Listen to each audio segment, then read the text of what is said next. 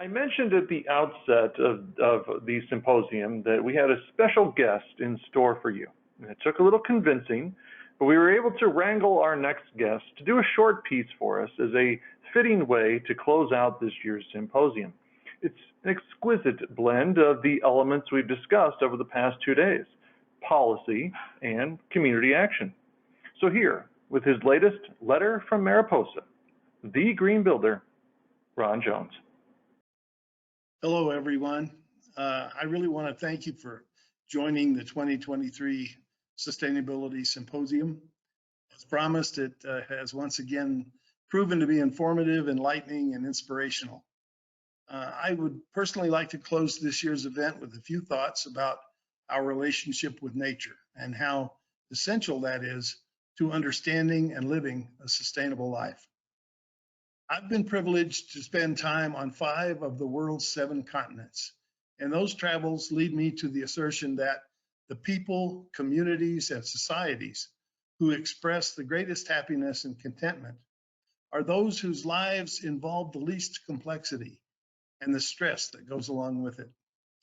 Based on most everything I have read or viewed over the years, as well as a lifetime of observations with others, I am convinced that true quality of life goes hand in hand with one's proximity to and relationship with the natural world.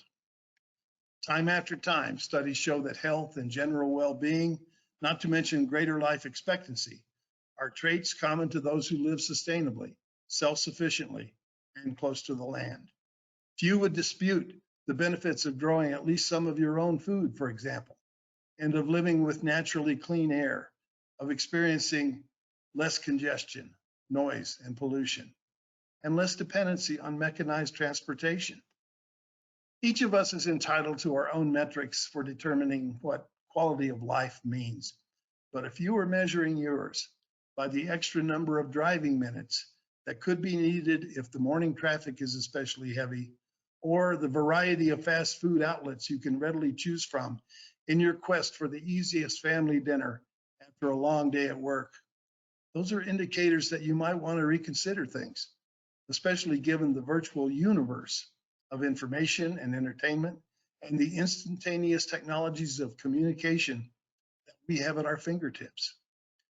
One undeniable outcome from the recent pandemic is that many people who previously toiled in office environments and other similar settings have recognized that they are able to simplify their lives by working from home, by reducing at least some of the demands they've been burdened by.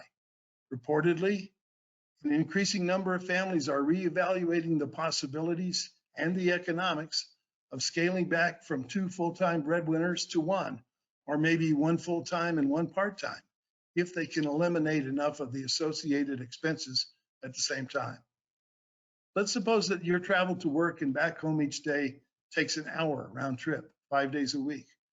Imagine what it would be like to spend those 5 hours in your garden or orchard, or playing with your children and pets. Could you use those hours for more exercise, reading, or hobbies? What if you could devote a portion of that time volunteering to help others? What else could you do with the dollars you saved on fuel costs, maintenance, and related transportation expenses? While I am in complete support of the national initiatives to revitalize urban centers, rebuild our highways and bridges, upgrade the country's electrical grid, make desperately needed improvements to our public water supplies and transportation systems, I would like to make a radical suggestion. What if we also committed some of those resources to creating platforms that would encourage the return, for those who want it, to rural and small town living in America, a return to the land, so to speak, where family scale agriculture and hands-on food production would provide a measure of independence and security? Could we establish programs that would underwrite local projects to revitalize smaller communities and reclaim boarded up storefronts, vacant residential properties, and deserted small-scale farmsteads, making it possible for individuals and like-minded neighbors to conduct their lives at a gentler pace and on a scale that is less frantic and stressful? What if we devised the mechanisms that would provide those of modest means with a chance to earn equity and pave the path to secure shelter and a myriad of entrepreneurial enterprises. We have already successful models in place. Perhaps most familiar is Habitat for Humanity, which has created the opportunity for thousands of working people to secure the most fundamental of the American dream, a home of their own.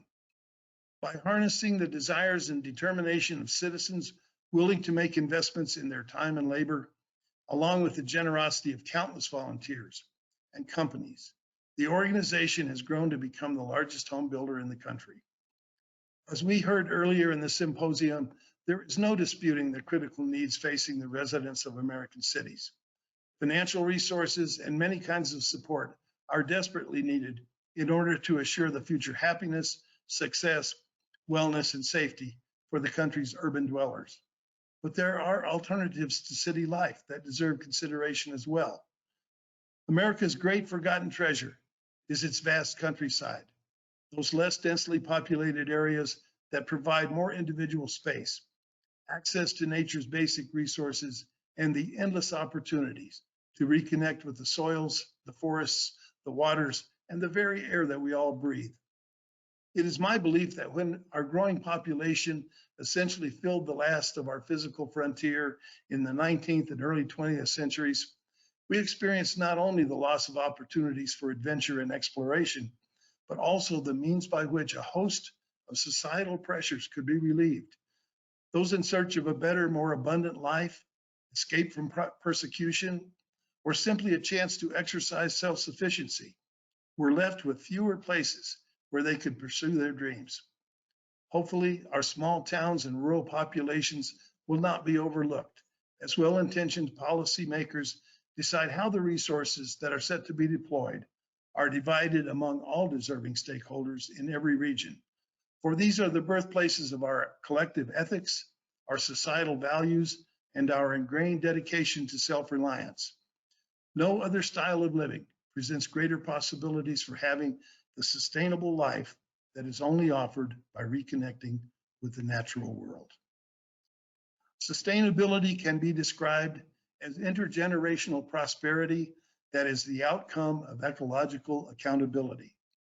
It requires that we exercise integrity as we interact with the natural environment. This means that we honor and respect all of the resources that bless us with abundance, and that we recognize that the world does not exist for our benefit alone. It also implies a certain frugality, that surplus production should represent opportunities to establish savings, not just increased consumption. In his Pulitzer Prize-winning novel, The Overstory, author Richard Powers suggests that when you cut down a tree, what you make from it should be at least as miraculous as what you cut down. The farmer must reserve some of this year's harvest for next season's planting. The rancher must protect and care for the grass above all. In the end, a life of simplicity may be the most sustainable of all, and that is only possible when we take our rightful place in nature. Thank you for joining us for the Symposium 2023. Well, that concludes the Green Builder Media Sustainability Symposium 2023, The Great Conversion. Thank you to all our attendees and our speakers, and a big thank you to our wonderful sponsors, Trane Technologies and the Whirlpool Corporation. I'm Mike Collignan, and I hope you all have an exceptional Earth Day this weekend. We hope to see you right back here for next year's Sustainability Symposium, or even better, at one of our upcoming webinars in May or June. For Mary Kestner, Sarah Gutterman, Ron Jones, and the entire Green Builder Media crew, thank you for joining us, and take care.